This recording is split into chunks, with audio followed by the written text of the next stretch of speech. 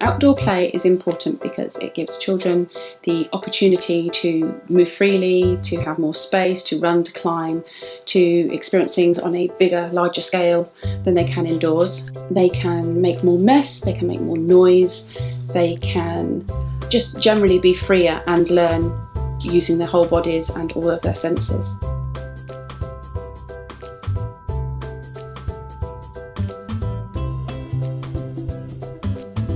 Some children live in flats, things like that, where they've not got a garden. It does give them a chance to develop their physical skills, whether it be climbing, riding a bike, having the opportunity to dig in soil, plant different plants. It just gives them a chance really to explore the world around them and engage in different things from just being, say, in one room, playing with toys, maybe on tables or floors. Getting out and about promotes a healthy lifestyle and outdoor play. And adventure gives children the opportunity of a hands-on experience. Through this video, you will see how different early years professionals approach outdoor play and excursions safely to provide greater experience to the children in their care. The national framework states that all children should have free flow access to an outdoor space. And if you cannot provide that, then you need to plan for an activity for children, such as taking them to the park. As far as the framework goes, we can pretty much do whatever we wish to within reason as far as the outside play area goes. In saying that, obviously we need to make sure there's risk assessments that have been done, the area is safe as possible for children, but still enabling to have some kind of risk as well. Outdoor play supports children's active style of learning because they are outdoors. They can be freer, they can run, they can move faster, build on a larger scale. There is just a bigger environment for them to play in and use their whole bodies to learn. Just generally a chance to explore the outside environment. In the sense, if you go for a walk down the road, all the things that you see, cars, people, different buildings, and it's particularly good with boys when you then want to bring them back inside and get them to do an activity that may involve more concentration. If they've let off the steam outside to start with, you intend to get them to engage a bit more when they come then back inside into nursery. It is important to provide all children with rich learning opportunities through play that will support them to take risks and explore. An enabling environment is an environment that is set up for children. It's an environment that makes them feel safe and secure, and this encourages them to feel free to play and explore. You may have to change and adapt the environment so that it meets the needs of younger children, older children, children with disabilities. So you think about an activity that you're providing in an environment and how you can adapt that to meet all of their needs. My back garden is small, but I have tried to create an area that is an outdoor enabling environment for children. Wherever the children go, there is something for them to find or explore. So we have the mud pie kitchen for them to be creative. We have a music wall for them to be creative in a different way. We have logs that they can roll and make stepping stones across a crocodile infested water so that they can get to their den that they've built. We have chickens, we have rabbits, we have birds to feed, and that's a lot to pack into a tiny backyard.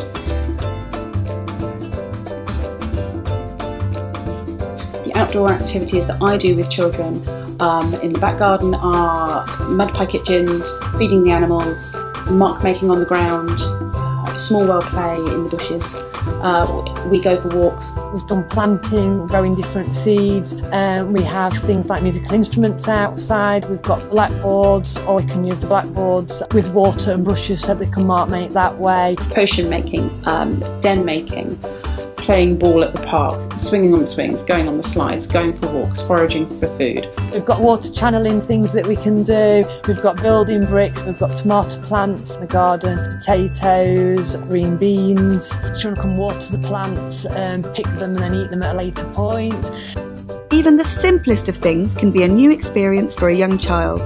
So it is important to share the moment with them, to describe and explain experiences as they happen. One of the activities I'd like to do with the children is a forest school activity where you spend the day in the woods. You spend the whole day there, you cook there, you build dens, you make pulleys and ropes and walkways. We haven't done that. There are opportunities to do it, and it is something we would like to do, and I'm sure they would enjoy.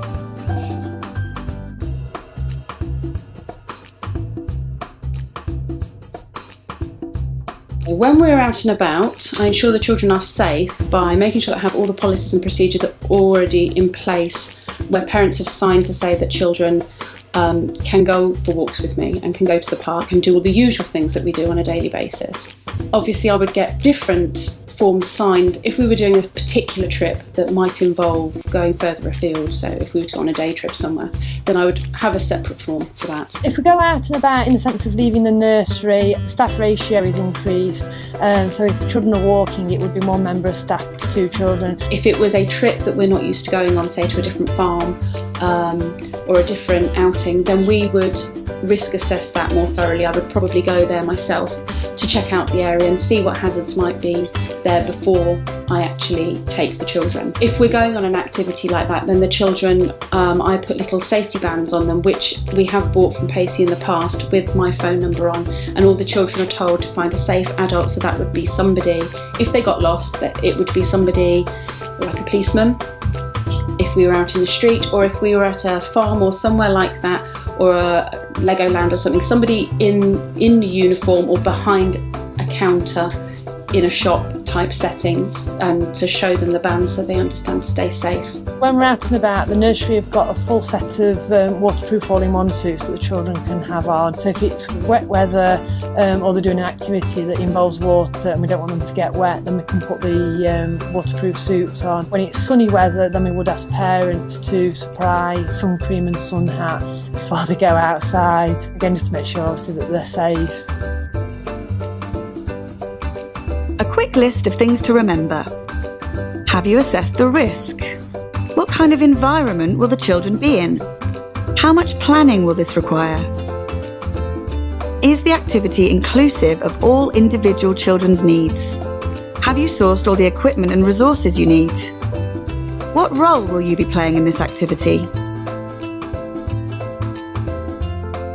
Providing children with opportunities to explore the outdoors ensures a rich, varied and challenging environment in which to play, create, think and learn. Here are a series of reflective questions that will perhaps support you to carry out any of the ideas seen in this video. If they spark new ideas, please share your feedback through Pacey Local.